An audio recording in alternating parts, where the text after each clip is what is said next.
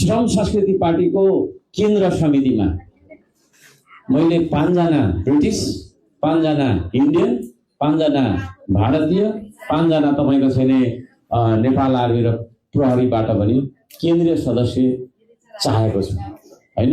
तपाईहरुले छानेर मलाई नाम दिनुहोस् हैन। केन्द्रीय सदस्य भनेको कहीँ नभएको खुट्टा हल्लाएर बस्ने ठुलो मान्छे भन्ने होइन। हाम्रोमा चाहिँ विभिन्न अब विधान अनुसार गर्नै पर्ने हुन्छ। त्यसले गर्दाखेरि त्यो नाम पनि तपाईहरुले मलाई आजै दिनु पर्छ भन्ने छैन, सल्लाह गरेर दिनु होला। तपाईहरुसँग म काम गर्न चाहन्छु, राष्ट्रिय राजनीतिमा भाग लिउँ हामीले। किनभने राजनीति मात्रै त्यो निर्णय हो के, त्यो निर्णय गर्ने ठाउँ। सङ्घ संस्था चलाएर निर्णय गर्न सक्नुहुन्न तपाईले है। राजनीति गर्ने, राजनीतिले मात्रै कानुन लेख्छ, कानुनले मात्रै देश चल्छ हैन। अनि राजनीति गर्ने ठाउँमा तपाईहरुको पहुँच हुनुपर्छ कि पर्दैन? लाउरेले के चाहेको हो त हैन। यहाँ त तपाईको ब्रिटिसमा युके गएको मान्छेको यतापट्टि नागरिकता खारेज गर्ने भन्ने खालको कुरामा आइरहेको छैन। भोलिको दिनमा तपाई यहाँ बसेर मात्रै, धरानमा बसेर, पोखरामा बसेर, युके मात्रै बसेर के हुन्छ? हुन्छ केही? त्यो सदनभित्र तपाईहरु बोल्न सक्नुपर्छ हैन। तपाईहरु सबै कुरा तपाईको चाहिँ ठाउँमा पुगेर काम गरेको मान्छेहरु, म तपाईहरुलाई त्यहाँ पुर्याउन चाहन्छु, तपाईहरुको आवाजलाई त्यहाँ म पुर्याउन चाहन्छु है। र यो तपाईहरुको लागि ठूलो एउटा अवसर पनि हो। विकास चाहने, देश चाहने मान्छेको लागि हर्क साम्पाङ र उसको अभियान एउटा ठूलो अवसर पनि हो हैन। भोलिको दिनमा साँच्चै नै युकेमा बस्ने दाजुभाइहरुको सबै यतातिर हैन ल्याब्स बनाइदियो के गर्ने? के गर्ने? के गर्ने?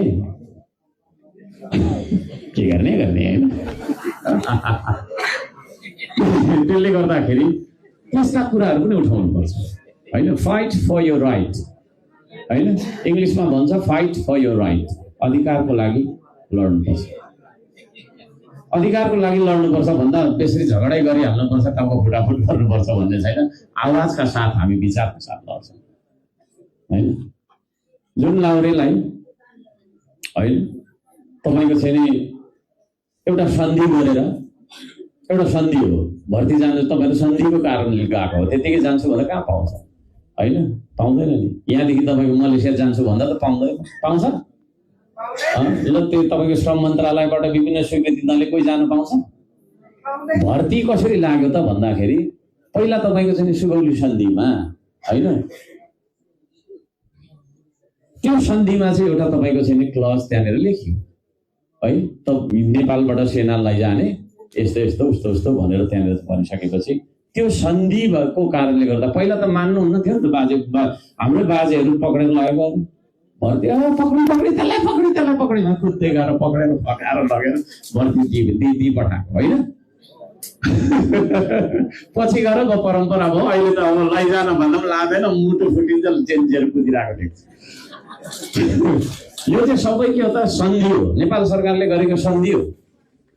त्यो सन्धि अनुसार नेपाल सरकारको निर्णय मान्दै तपाईहरु त्यहाँ जानुभयो। अनि आज गएर दुःख गर्नुभयो, लास्टमा गएर तपाईहरुको चाहिँ यताको सम्पत्ति न उताको सम्पत्ति भन्ने खालको नीति निर्णयहरू लेख्न खोज्ने षड्यन्त्र पनि यता कता हुन खोजेको छ। त्यो कुरालाई श्रम संस्कृतिले राम्रो बुझ्छ है। तपाईहरुलाई अन्याय भयो भने तपाई मान्नुहुन्छ त?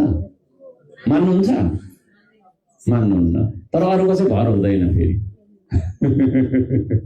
है। श्रम संस्कृतिलाई मात्र विश्वास गर्नुहोस् है विषयमा, अरूको त भर हुँदैन। दुई जिब्रे सर्प हुन्छ हैन। सर्पको पनि सर्प चाहिँ 4 जिब्रे हुन्छ। हाम्रो नेताहरू 4 जिब्रे छन् है। आइतबार यो जिब्रोले बोलिरहेको हुन्छ, सोमबार यो जिब्रोले बोलिरहेको हुन्छ, बुधबार यो जिब्रोले बोले, शनिबार यो जिब्रोले बोलिरहेको हुन्छ। कुनै कुनै दिन 4वटा जिब्रोले बोलिरहेको हुन्छ, केही पनि बुझ्दैन।